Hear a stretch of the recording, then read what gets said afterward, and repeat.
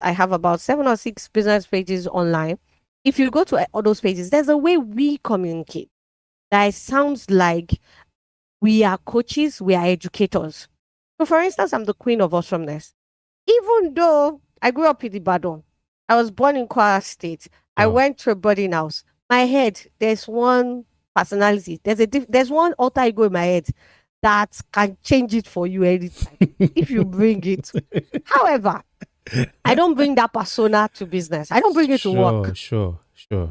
So You are being authentic here, and I like that. I like that. you know, I don't bring it to work. Awesome. Sometimes I'll be sitting there minding my business, and someone is going to come and look for my job, and I'm like, Oh, I wow. I give this person clap back now. They'll say, but the people have come. You know? And I think that that's a mistake a lot of people make. You bring all of your alter ego and all your village people to work to your. We can see when you're going through something. We can see it on in your caption. We can see it in your video. You are everywhere. When you come to work, when you're speaking to your customers, we can hear all your family problem in your communication. Some people are just rude people. They don't know how to be nice. They don't know Mm, when how to tame themselves. You just communicate, and every time you say you are authentic, there's nothing authentic about communication that is not effective. wow. Authentic communication is communication that helps you achieve authentic goals. So that's that. It's okay Ah, to have wow. 5 personas. Like I think it's I need okay. to repeat that for you. That authentic communication is what helps you to achieve authentic goals. Audience, please. I want you to be dropping some of those nuggets that Coach Mutiat is dropping here, because this is indeed value. I hope you are getting value for your time. For me, I am getting value. And like you said, you mentioned that you have different business pages, social media pages, but I want to ask, what are the top tips for keeping an audience engaged, whether it is in a meeting, you know, on the social media, or through your marketing communication materials? I hope you can share some engagement tips. I think the simplest way to get that is to say what is in need for your audience. Good. Every human being you meet that you engage with, they're asking themselves, We what is question. in it for me? Yes. And you know what? It's a continuation of the last point about you being you centric. Many of us are always talking about what is in it for us. Mm. I'm here to sell. I don't have time. If you want to buy, buy. If you don't want to buy, get out. That's the attitude that market women have. Mm. And these market women are selling in niche markets where people will go to them whether they advertise or not. You and I cannot be on social media or even some of the smaller shops that we run and operate on that level of indifference.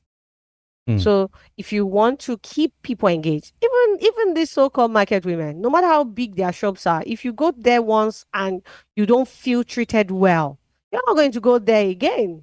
There's no way I'm going to go to Balogun and say that is that same woman that talked to me anyhow the last time that I will go and meet. Mm. Definitely not. Even if she has the best deals in the market.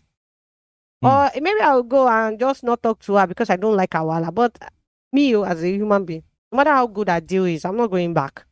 Ah, Wow. maybe it's your fan, the bad inside me. I'm just not going back. So when you want to keep people engaged, you need to ask the question, what is in it for them? Once you know what is in it for those people, and every time I mean, at least out of 5 times you engage or you communicate, 4 out of those times you are giving what is in it for them. And then the last one, and that's the 80-20 rule of content creation, for instance. The last one, you can now come on and say, this is what is in it for me. Because the average person doesn't want to be sold to. Sure. So to continue to hold their attention, you need to be coming from the perspective of what is in it for them. So Mm. whether you're advertising or you're even making a joke or you want to be a friend, it's the same thing with even when you want to post a woman. You're not Mm. going to go there. I mean, well, there are some people who do go there and say, I am the king of our village, I'm the finest boy. And the woman is looking at you like, so? So? Seriously? That's the same way your customers will look at you when you go to say, "Oh, I'm the queen of awesomeness. I'm the best speaker in the house. I am the oxygen you need." And you do that the first time, the second time, the third time, they're going Mm. to change the channel. Wow. Wow. So what's in it for them? And Absolutely. whatever That's a context is, good what is in it for them? question. And that's a good question. And you see, like you said, it's like a lot of business owners don't think of audience first.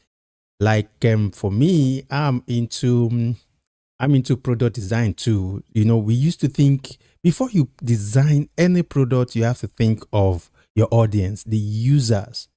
That's why we used to talk about user experience. How would they, like you also rightly said, that some people bring what they are going through to the work marketplace, to their office, to the meetings, to the social media. You see, I used to tell people this: you are what you post.